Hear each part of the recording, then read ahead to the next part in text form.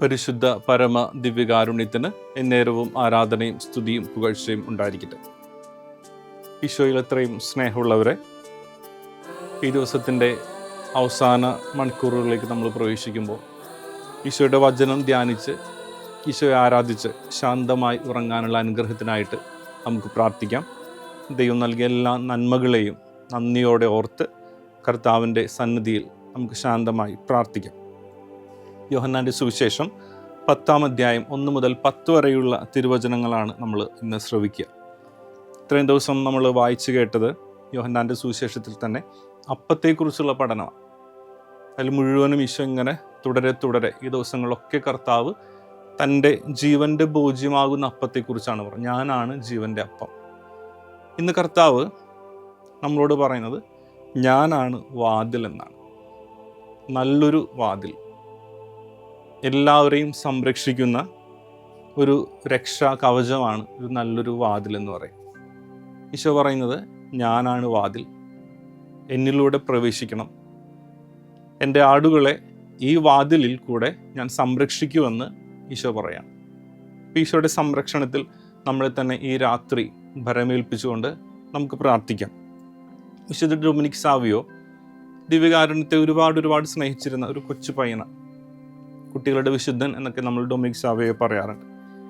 അപ്പോൾ പണ്ട് കാലങ്ങളിൽ രോഗികൾക്കൊക്കെ ദിവ്യകാരുണ്യം കൊണ്ടുപോയി കൊടുക്കുന്നത് വളരെ ആഘോഷമായിട്ട് നടന്നുകൊണ്ടുപോയാണ് ദിവ്യകാരുണ്യം കൊടുക്കുക. അപ്പോൾ ഡൊമിനിക് സാവിയോയും കൂട്ടുകാരും കളിച്ചുകൊണ്ടിരിക്കുന്ന സമയത്ത് പള്ളിയിൽ നിന്ന് അച്ഛൻ ഇതുപോലെ ദിവ്യകാരുണ്യം എഴുന്നള്ളിച്ച് കൊണ്ടുപോകുക രോഗികൾക്ക്. ഒരാൾ മുമ്പിൽ മണിയടിച്ചുകൊണ്ട് പോകുന്നുണ്ട്. ഉടനെ ഡൊമിനിക് സാവിയോ മുട്ടിന്മേൽ നിൽക്കുക, കളിസ്ഥലത്ത് തന്നെ മുട്ടിന്മേൽ നിന്ന് പ്രാർത്ഥിക്കുക.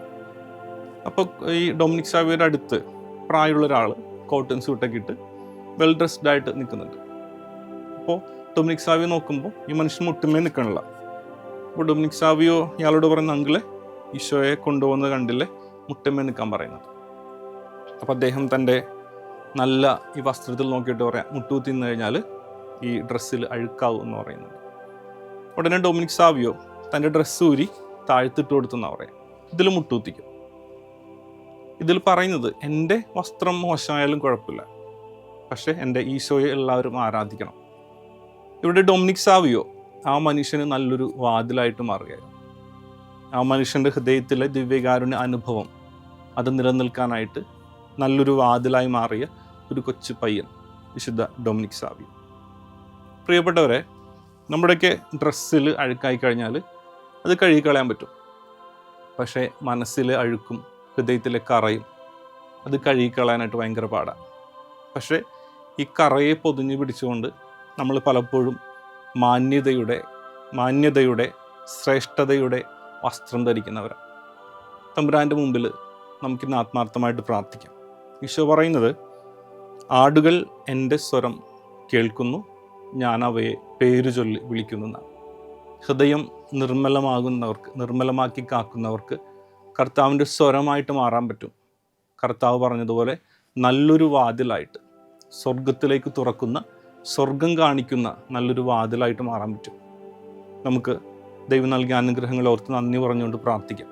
ഈശോയെ ഇതുപോലൊരു നല്ല വാതിലായിട്ട് മാറാൻ, സ്വർഗത്തെ കാണിക്കുന്ന, സ്വർഗത്തെ തുറന്നു കാണിക്കുന്ന, സ്വർഗത്തിലേക്ക് നയിക്കുന്ന നല്ലൊരു വാതിലായിട്ട് മാറാൻ എന്നെയും എൻ്റെ കുടുംബത്തെയും അനുഗ്രഹിക്കണമെന്ന് പ്രാർത്ഥിച്ചുകൊണ്ട് ഈശോയുടെ സന്നിധിയിൽ അല്പസമയം പ്രാർത്ഥിച്ച് ഈശോയുടെ അനുഗ്രഹത്തിനായിട്ട് നമുക്കൊരുങ്ങാം.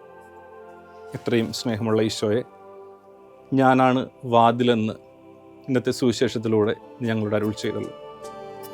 ഈശോയെ, നീയാകുന്ന വാതിൽ ഞങ്ങൾ ഓരോരുത്തരെയും, ഞങ്ങളുടെ കുടുംബങ്ങളെയും, ഞങ്ങളുടെ പ്രിയപ്പെട്ടവരെയും എപ്പോഴും സംരക്ഷിക്കട്ടെ.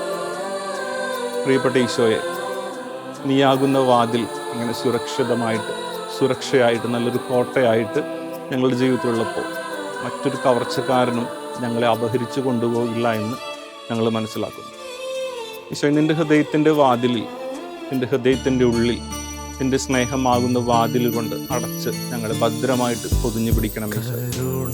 കർത്താവേ, ഈ രാത്രിയുടെ എല്ലാ ഭീകരതയും പേടിപ്പെടുത്തുന്ന എല്ലാ അസ്വസ്ഥതകളെയും ഞങ്ങളുടെ കുടുംബങ്ങളിൽ നിന്നും ഞങ്ങളുടെ പ്രിയപ്പെട്ടവരുടെ ജീവിതത്തിൽ നിന്ന് എടുത്തു മാറ്റണം. ഈശോയെ, ഒരുപാട് പേര് പ്രാർത്ഥിക്കണമെന്ന് ആവശ്യപ്പെടുന്നു. ഈ സമയത്ത് ഈ ആരാധനയിൽ പങ്കെടുക്കുന്ന ഓരോ മക്കളെയും അവരുടെ കുടുംബങ്ങളെയും അവരിപ്പോൾ മനസ്സിൽ ഓർക്കുന്ന എല്ലാ നിയോഗങ്ങളെയും ഈശോയെ നിന്റെ മുമ്പിൽ സമർപ്പിക്കുന്നു. ഈശോയെ അവരെ നിന്റെ ഹൃദയത്തിൽ പൊതിഞ്ഞു പിടിച്ച് നിന്റെ ഹൃദയത്തിൻ്റെ സ്നേഹത്തിൻ്റെ വാതിൽ കൊണ്ട് അടച്ച് സംരക്ഷിക്കണം. കർത്താവേ, പൈശാചിക ശക്തികൾ നിങ്ങളുടെ കുടുംബത്തിനെതിരെ പ്രബലപ്പെടാതിരിക്കുന്നു. നരകത്തിന്റെ വാതിൽ ഞങ്ങൾക്ക് തുറക്കപ്പെടാതിരിക്കുന്നു. ഈശോയെ സ്വർഗത്തിന്റെ വാതിലായി സ്നേഹത്തിന്റെ സാന്ത്വനമായി നമ്മുടെ കൂടെ ഉണ്ടായിരിക്കണം.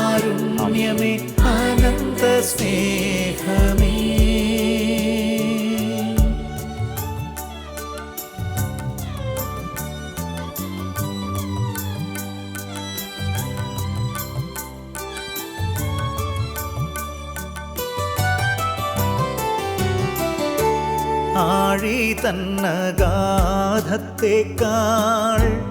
അനന്തമാം കാരുണ്യമേ, ആഴി തന്നഗാധത്തേക്കാൾ അനന്തമാം കാരുണ്യമേ,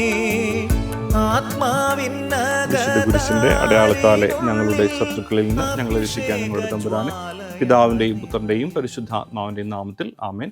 ഈശോ മിശിഹായ്ക്ക് സ്തുതിയായിരിക്കട്ടെ. കരുണ തൻ കയർ പിടിച്ച് നയിച്ചിടും സ്നേഹമേ, ദിവ്യകാരുണ്യ സ്നേഹമേ, പരിശുദ്ധ സ്നേഹമേ,